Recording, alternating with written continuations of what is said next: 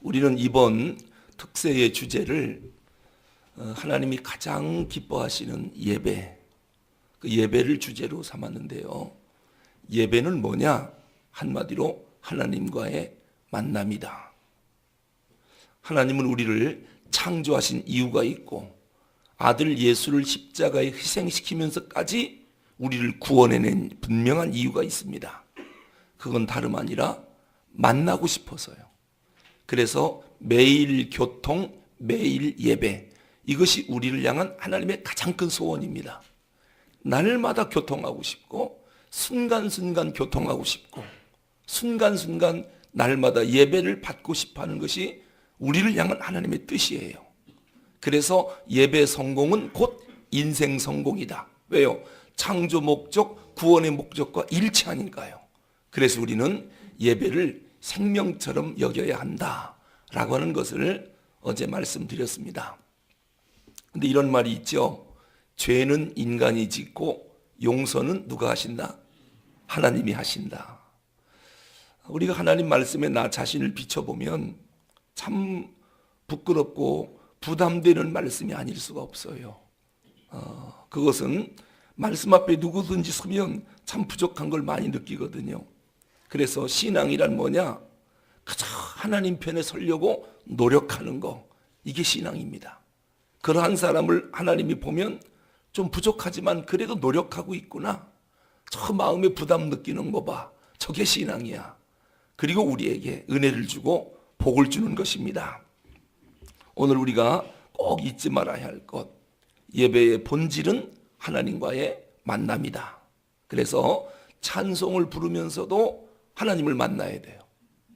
그냥 생각 없이 막 부르는 게 아니라 하나님을 생각하며, 그리고 기도할 때도 하나님을 만나야 돼요. 기도를 통해서 아멘, 아멘 하면서 하나님께 대한 반응을 보일 줄 알아야 돼요. 또 설교를 들을 때도 하나님의 음성이 들린다. 목사의 음성으로 생각하는 게 아니라 목사를 통하여 주시는 하나님의 음성으로.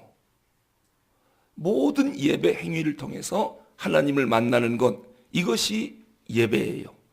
그래서 예배 중에는 누구만 나타나야 되느냐? 하나님만 나타나야 돼요. 그래서 예배 끝나고 나면 와, 우리 하나님 대단하신 분이다. 하나님 우리를 그토록 사랑하셔. 너무 감사하다. 그리고 하나님 앞에 영광을 돌려야 하는데, 야, 그 목사 설교 잘하더라. 진짜 오늘 목사님한테 감동받아서 슈퍼스타 목사야. 나 저 목사님 따라다닐 거야. 이거는 예배가 아니죠. 하나님이 영광이 나타나야죠. 나와 세상은 간 곳 없고 구속한 주만 보이도다. 이것이 예배예요. 그래서 예배를 드리면 드릴수록 누가 영광을 받아야 돼요? 하나님이 영광을 받아야 되는 것입니다. 그리고 예배를 드릴 때 관객석에는 누가 앉아 계시느냐? 예배를 받으시는 분이 앉아 계셔야 하고, 무대에는 누가 서야 됩니까? 예배를 하는 사람들이 무대에 서야 됩니다. 그렇죠? 어린아이들이 재롱잔치 할 때 어른들 보라고 어른들에게 막 보여주잖아요. 무대에서 어른들은 관객에 앉아서 그래 잘한다 잘한다 지금 받고 있는 거예요. 지금 하나님이 어디 계시느냐? 강대상우에 딱 앉아 계셔요. 관객석이거든요. 그리고 회중석이 여기가 무대예요. 왜? 예배하러 왔잖아요. 그래서 하나님 찬양 받으십시오. 하나님이 강대상우에서 그래 내가 영광 받지. 하나님 영광 받으십시오. 하나님 예배 받으십시오. 이 헌물을 받으십시오. 하나님이 강단 위에서 다 받으시는 거예요. 그러니까 우리는 예배를 보러 온 게 아니라 예배를 하러 온 거예요. 예배하러 가자, 이게 맞지? 예배 보러 가자, 이건 옳은 얘기가 아니에요. 예배 드리는 것을 관중 입장에서 구경하러 온 게 아닙니다. 내가 예배를 하러 온 거예요. 그래서 이러한 마음을 잊지 말고 예배 시간을 생각하면 그 예배가 얼마나 은혜로운지 몰라요. 하나님이 그런 예배를 기쁘게 받으십니다. 이제 오늘은 그 만남의 대상에 대해서 본문을 중심으로 말씀드리겠습니다. 그 개혁주의 조직신학자 가운데 루이스 볼크프라고 하는 유명한 조직신학자가 있습니다. 아마 우리 통합 측 신학교를 나온 분들은 이분의 책으로 조직신학을 대부분 다 배웁니다. 네, 그 볼코프가 무슨 얘기를 했느냐? 인간은 치료 불가능한 종교적 존재다. 그런 말을 했습니다.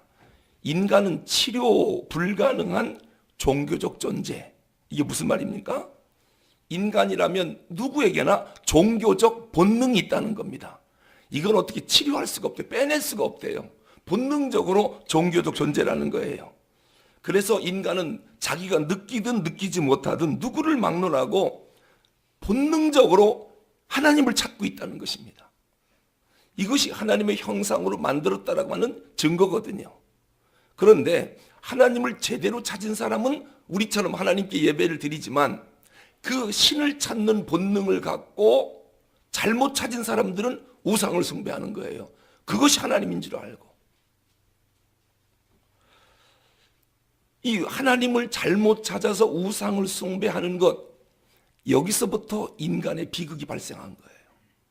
하나님을 찾아 하나님께 예배를 드려야 하는데 하나님을 제대로 못 찾아서 다른 것이 하나님인 줄 알고 거기를 섬기고 거기에 예배를 하는 것, 이것을 성경은 우상숭배라고 그래요. 하나님이 우상숭배를 얼마나 싫어하느냐면요, 출애굽한 이스라엘 백성들이 배고파 죽은 사람 하나도 없어요. 광야에 농사를 40년간 지은 적이 없거든요. 사업한 적도 없고 장사한 적도 없고 어디서 뭐 원조에서 식량이 공급된 것도 아니고 그 200만 명이 넘는 그 많은 사람들이 굶어 죽은 사람은 하나도 없어요. 목말라 죽은 사람도 없어요. 우물을 판 적도 없어요. 그런데 왜 죽었느냐? 우상숭배에 죽었어요. 하나님의 우상숭배, 하나님 이외에 다른 것을 섬기는 것은 아주 진노하십니다. 죄 때문에 죽었지 배고파 죽거나 굶어 죽은 사람이 없습니다.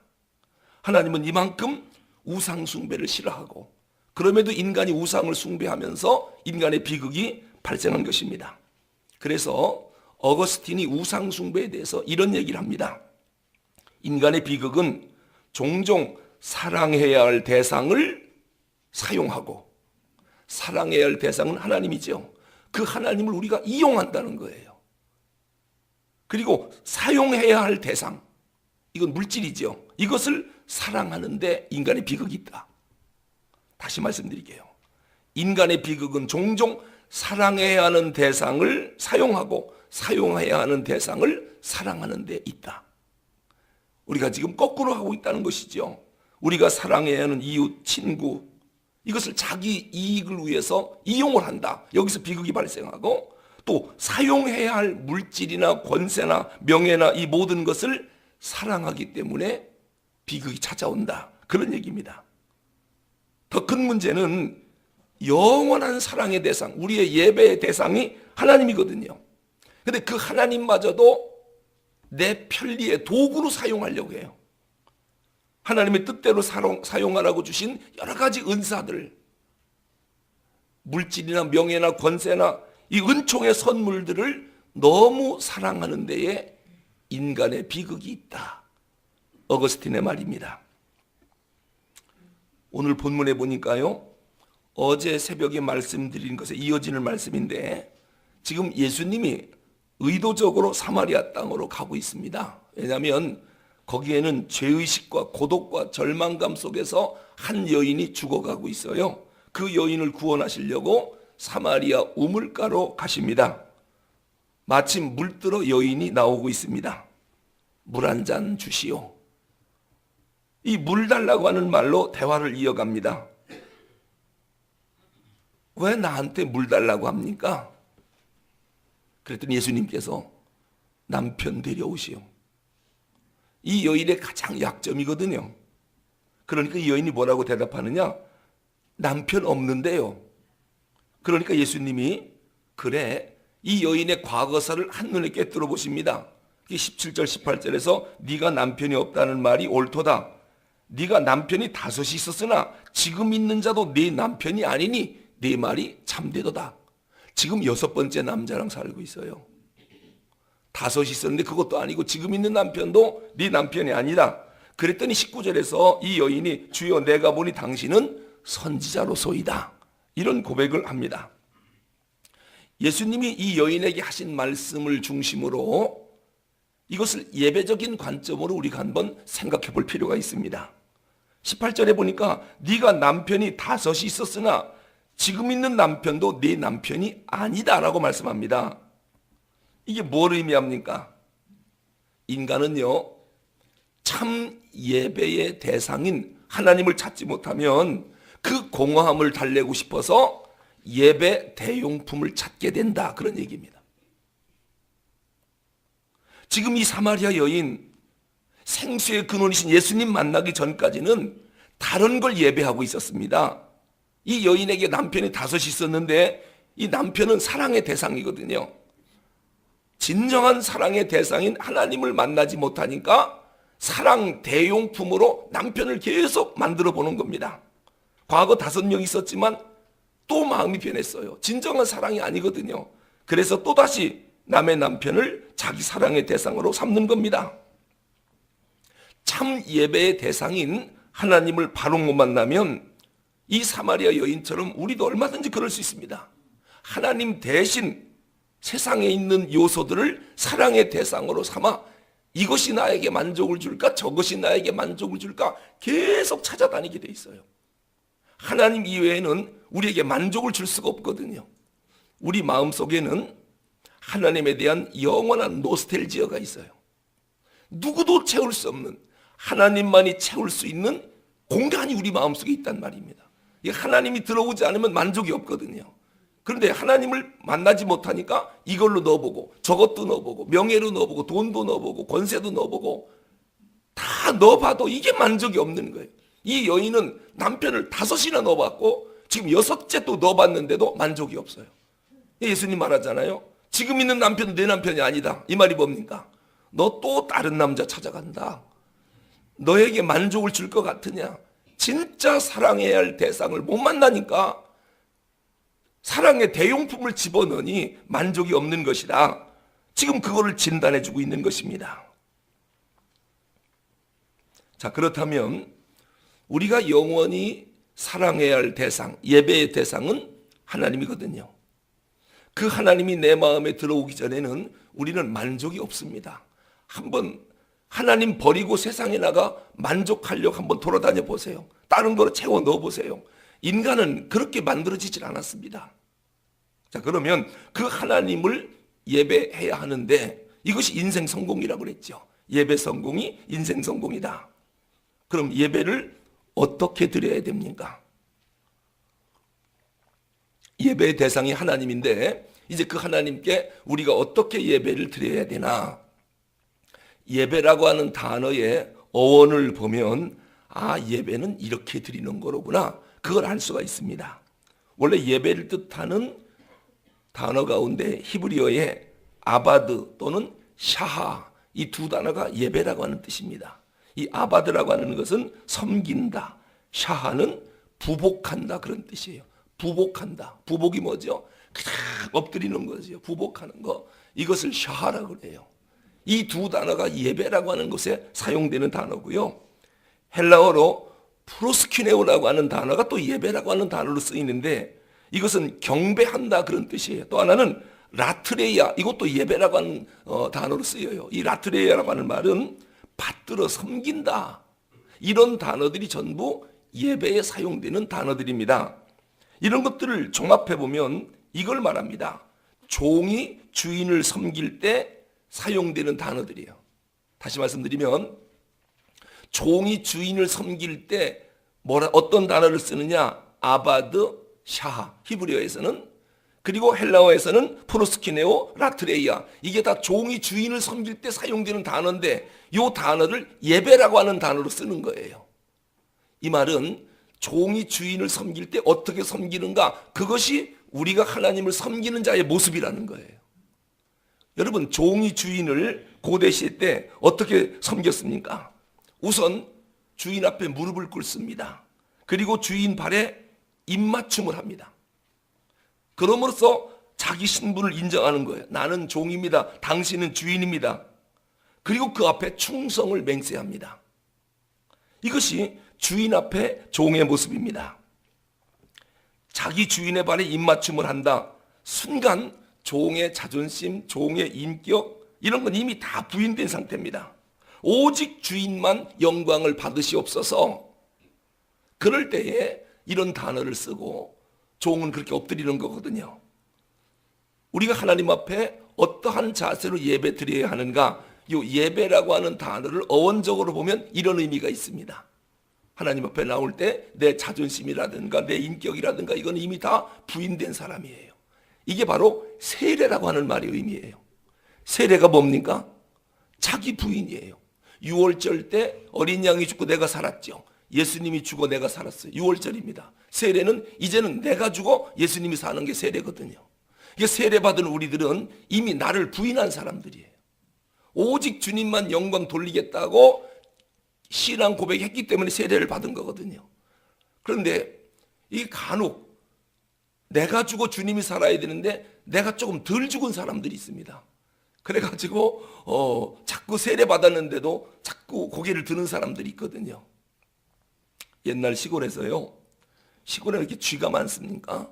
그 쥐를 잡으면은 할아버지가 그랬어요. 우물에 던지라고, 우물에. 그럼 물속에 던지면요. 나오려고 하다가 익사해요. 그럼 죽은 줄 알고 꺼내놓으면은 대부분 다 죽었는데 몇 마리는 살아가지고 꿈틀꿈틀하고 도망가 버려요. 이거 덜 죽어서 그래요. 제가 세례를 생각하다가 그 쥐가 생각나는 거예요.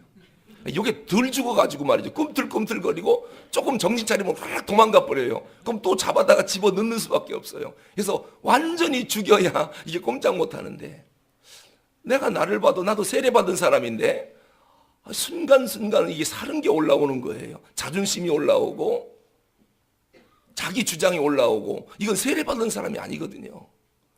그래서 주님, 지가 아무래도 덜 죽었나 봅니다. 다시 한번 물속에 집어넣어야 제가 정신 차릴 것 같습니다. 이게 세례거든요. 오직 하나님만 영광을 받으시옵소서라고 하는데 간혹 가다가 혼자 고개를 빠딱 드는 사람이 있어요. 이건 세례받은 사람이 아닙니다. 예배가 뭔지 아시겠죠? 영어 단어에는 예배가 워십입니다. 워십. 이 워십이라고 하는 말은 두 단어의 합성어입니다. was 그리고 ship. 이 was라고 하는 말은 우리가 알죠. 가치라고 하는 뜻입니다. 최고의 가치를 was라고 그래요. 근데 ship이라고 하는 것은 신분을 나타내는 단어거든요. 그러니까 worship이라고 하는 말은 내가 가장 아끼고 높이며 사랑하는 대상에게 최고의 가치를 돌려드리는 것. 이게 예배입니다. 내가 가장 사랑하는 분 누굽니까? 하나님입니까? 그럼 그분에게 여러분의 최고의 가치를 올려드리는 것, 이게 예배입니다. 워십이라고 하는 말이. 우리가 이러한 단어를 볼 때 예배자의 태도, 예배자의 마음 자세가 이래야 되는구나. 하나님은 그러한 예배자를 찾으신대요. 그러한 마음으로 예배드리는 자를 하나님이 찾으신다는 거예요. 그리고 그러한 자를 만나면 한없는 은혜와 복을 공급하겠다는 거예요. 이것이 예배자에게 주시는 하나님의 축복입니다. 그런데 간혹 빗나간 예배의 대상, 예배의 대상을 잘못 잡는 경우가 있습니다. 그게 바로 오늘 본문에 나오는 사마리아 여인이었어요. 지난날 사마리아 여인은 참 예배의 대상이신 주님을 못 만나다 보니까 누구를 예배하고 있었습니까? 자기의 최고의 가치를 누구에게 뒀어요? 첫 번째 남편에게 뒀었어요. 그랬더니 이게 잘못된 거예요. 예배의 대상이 못 되거든요. 그래서 두 번째 남편, 이것도 잘못된 거예요. 지금 다섯 번째 남편을 버리고 여섯 번째 남편에게 최고의 가치를 줘봤더니 이것도 이게 잘못된 거예요. 그것도 지금 내 남편이 아니라는 거예요. 왜냐하면은 예배의 대상이 되지 못하는 분의 사람에게 나의 최고의 가치를 드리려고 하니까 이게 뭐가 잘못된 것입니다. 여러분, 이 사마리아 여인이 섬겼던 다섯 남편을 현대적으로 한번 생각을 해봤습니다. 뭐 우리들이야 남편을 다섯 둘 리가 없죠. 그런데 현대적 의미로 생각을 해보니까 우리가 예배하는 대상에게 최고의 가치를, 나의 모든 것을 다 드리는데 우리에게는 이 돈이라고 하는 남편이 있습니다. 또는 지식이라고 하는 남편, 명예라고 하는 남편, 권력이라고 하는 남편, 정욕이라고 하는 남편, 이것들이 우리가 쫓아가는 남편들입니다. 근데 이 5 남편을 쫓아가서 최고의 가치를 들여봤거든요. 돈 때문에, 지식 때문에, 명예 때문에, 권력 때문에, 쾌락이나 정욕 때문에 그것이 만족을 줄 줄 알고 내 최고의 가치를 다 들여서 투자했는데 이게 만족이 안 되는 거예요. 그래서 지금 또 다른 걸 좀 섬길 거를 찾아다니고 있는 것입니다. 세상 즐거움을 찾아다니는 것이죠. 하여튼 하나님보다 내가 더 사랑해서 거기에 모든 것을 투자한다, 최고의 가치를 둔다면 그것이 나의 예배의 대상이라는 거. 나의 예배의 대상이 누구인가?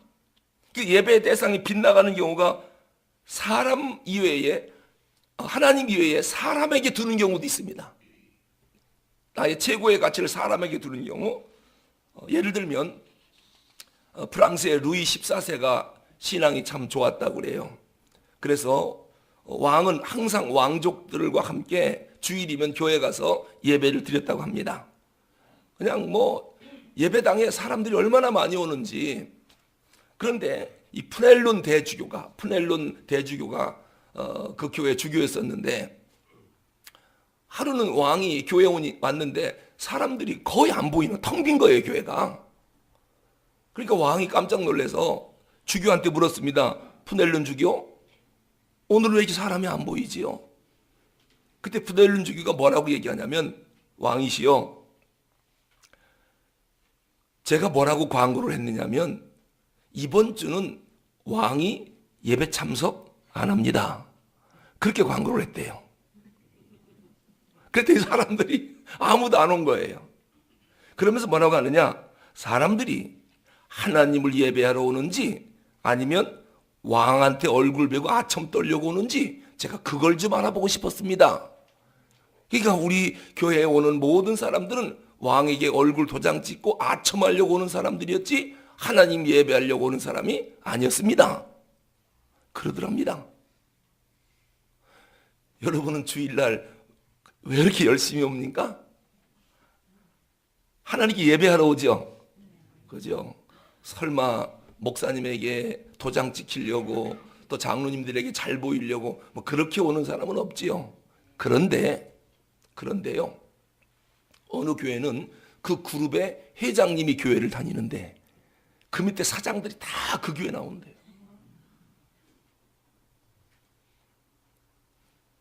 그렇게 신앙이 좋은 것처럼 막 뛰어다닌답니다. 그런데 그 회장님이 사정상 다른 교회로 옮겼답니다. 아무도 그 교회 안 나가더랍니다. 하나님 보러 나간 겁니까? 회장에게 눈도장 찍으려고 나간 겁니까? 이게 빗나간 예배의 대상이에요. 우리도 예배를 그렇게 드릴 수 있어요. 내가 이번에 가서 한 자리 따야지. 내 자리 하나 차지할 거야. 인기 끌어야 될 거야. 여러분, 우리가 그것 때문에 주일날 예배 드리러 오진 않잖아요. 근데 자칫 잘못하면 그런 것 때문에 다른 것을 얻으려고 내가 좀 복이나 받아볼까? 지혜나 얻어볼까? 건강을 얻어볼까? 권세 좀 얻어볼까? 하나님께 빌어갖고 내가 그것 좀 얻어야 되겠다. 왜요? 그게 가치가 있으니까. 그것 때문에 나와서 예배를 드린다면 이것도 빗나간 예배의 대상이에요. 인기, 권력, 명예 이런 거 한 번 좀 하나님께 기도해서 그것 좀 얻어보려고 예배 드린다면 이것도 빗나간 예배의 대상이에요. 여러분, 그 미국 백악관 옆에 교회 하나가 있는데 이제 그 주일이면은 대통령이 종종 그 예배당에 가서 예배를 드리니까 사람들이 얼마나 많이 오는지 모른답니다. 근데 교회 사무원은 주말 되면 무슨 전화 받느냐? 이번 주 대통령 오십니까? 이번 주 대통령 오십니까? 그게 아주 불통이 난답니다, 전화가. 대통령 오신다면 그냥 그 예배당이 꽉 차고, 이번 주는 출타 중이라 안 오십니다라고 하면은 교회가 썰렁하고. 이게 빗나간 예배입니다. 빗나간 예배의 대상. 우리는 예배를 그런 마음으로 드리면 안 되겠죠. 근데 사람을 예배의 대상으로 삼는 사람들이 많아요. 옛날에 그 중국의 장국영이라고 하는 배우가 자살했잖아요. 그때 젊은 청소년들이 많이 따라서 자살했어요. 왜 그러느냐? 이 장국영이라는 배우가 그 자살한 청소년들의 예배의 대상이고 우상이었거든요. 근데 그가 자살하니까 자기들도 따라서 죽어버리는 거예요. 예배의 대상을 그렇게 장구경이라고 하는 사람으로 섬기고 살았던 것이죠. 하나님 이외에 다른 것을 더 소중히 여기고 거기에 더 가치를 부여한다. 그렇다면 이거는 진정한 예배자가 아니다라고 하는 것입니다. 우리의 오직 예배자는 하나님이시다라고 하는 것이죠. 이제 말씀을 맺겠습니다. 성경에 참 예배자의 모습 두 분이 나옵니다. 구약에서 하나 신약에서 하나 찾아봐. 여러 명이 있지만 대표적인 사람 둘을 찾아봤어요. 하나는 누구냐? 우리가 잘 아는 아브라함입니다. 모리아산에서 무엇을 제물로 바쳤죠? 100세에 낳은 아들. 그냥 아들이라고 하면 안 돼요. 100세에 낳은 외아들. 이렇게 말을 해야 돼요. 아들 하나 바쳤다면 열댓 명 가운데 하나 바친 줄 알아요. 그것도 젊어서 낳은 아들이 아니라 100세에 낳은 외아들을 모리아산에서 바쳤어요. 하나님이 네 아들 이삭을 나한테 바쳐라. 그때 아브라함이 고민했겠지요. 사흘길을 걸어 올라가면서 왜 고민하지 않았겠습니까? 이삭이 누굽니까? 자기 생명보다 더 귀중한 아들이거든요. 이 아들을 하나님이 달라 하신다. 이게 과연 가능하겠습니까? 근데 그 이삭을 데리고 모리아산에 가서 장작으로 제단을 쌓을 때 아버지 마음이 어땠을까요? 잠시 후면 아무것도 모르는 저 철없는 아들이 내 칼에 죽어야 됩니다. 장작을 다 쌓아놓고 아빠, 재물은 어디 있나요? 하나님이 예비해 놓으셨단다. 너다 이 말을 못하는 거죠. 그리고 다 쌓아놓은 다음에 이삭을 잡고 칼을 뽑아서 진짜 죽이려고 합니다. 이거는 죽인 거나 마찬가지입니다. 이렇게 해서 하나님 앞에 예배를 드리는 거예요. 하나님이 아브라함아 조금만 늦게 불렀으면 죽을 뻔했어요. 손을 딱 잡는 거예요. 됐다. 칼 내려놔라. 이제 네가 나를 사랑하는 줄 내가 알았다. 여러분, 이게 예배입니다. 저는 그 장면을 볼 때마다 너무너무 감격스러우면서도 부끄러움을 금치 못하겠어요. 우리가 하나님 앞에 그런 예배, 그런 마음으로 주님을 찾아오는가? 네 아들 네 독자를 아끼지 아니하였은즉 내가 네게 큰 복을 주고 네 씨로 크게 성하여 하늘의 별과 같고 바다의 모래와 같게 하리니 네 씨가 그 대적의 문을 얻으리라. 또 내 씨로 말미암아 천하 만민이 복을 얻으리니 이는 네가 나의 말을 준행하였음이라 하셨다니라. 너 믿음의 조상이다. 앞으로 네 씨로 말미암아 온 천하 만민이 복을 받을 거다. 그러더니 아브라함과 다윗의 자손 예수 그리스도의 세계가 열리고 그 후손인 시인 예수님을 통해서 온 천하 만민이 복을 받잖아요. 구원받잖아요. 그런 기독교 명문 가문이 괜히 나오는 게 아닙니다. 주여 우리 집 명문 가문 만들어주세요. 말한다고 되는 게 아니에요. 이러한 예배자가 될 때 하나님이 됐다. 네가 나를 사랑하는 줄 내가 알았다.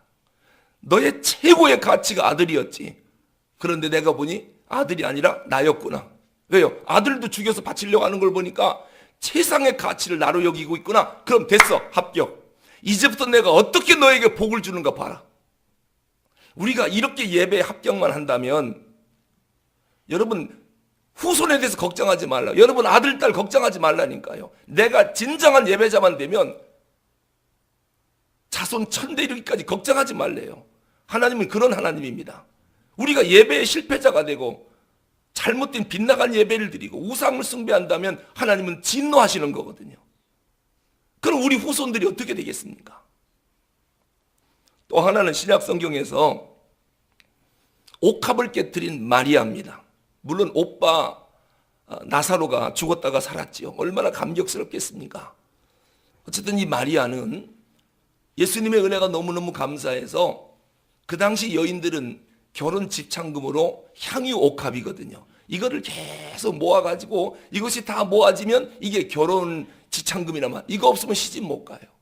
여인에게서 좋은 남편을 만나는 게 최고의 가치라고 생각하는 시대거든요. 이걸 고이고이 모아뒀는데 예수님 오시자 이거를 깨뜨려서 발에 붓고 머리로 닦고 옥합을 다 깨뜨려서 쏟아버렸어요. 왜냐? 최고의 가치를 여기던 이 혼수품, 이게 있어야 남편을 만나고 결혼하고 행복한 가정을 이루어서 여인들의 로망이거든요. 이것을 예수님 앞에 깨뜨려버린 겁니다. 왜요? 예수님이 나에겐 더 큰 가치이기 때문에. 향유옥합을 깨뜨려서 예수님께 쏟은 거예요. 이것을 예수님이 딱 보신 겁니다. 옆에서 계산이 빠른 사람은 그러겠죠. 저 아까운 것을 불쌍한 이웃에게 구제하지 어떻게 여기다 낭비하느냐. 예수님 뭐라고 그랬어요? 그냥 둬라. 이 여인이 나를 얼마나 사랑하는가를 예수님이 아신 거예요. 이것이 예배자의 마음이에요. 최고의 가치를 하나님 앞에 드리려고 하는 이러한 마음, 이것이 참 예배자의 마음입니다. 우리 모두가 이러한 마음으로 주일날 교회에 와서 하나님 앞에 예배한다면 우리 교회는요, 세상을 지각변동시킵니다. 우리 모두가 이러한 마음으로 하나님 앞에 나와 예배를 드린다면 우리나라에서 가장 대표적인 교회가 될 것입니다. 하나님이 우리를 그냥 두지 않습니다. 한번 우리가 그 예배자의 마음을 회복해 보자고요. 하나님이 우리 둘의 교회를 어떻게 사용하시는가. 여기서는 오직 하나님만 높임받고 하나님만 나타나야 됩니다. 사람이 인기 끌면 안 됩니다. 사람이 나타나면 안 됩니다. 그럼 하나님이 그냥 두지 않습니다.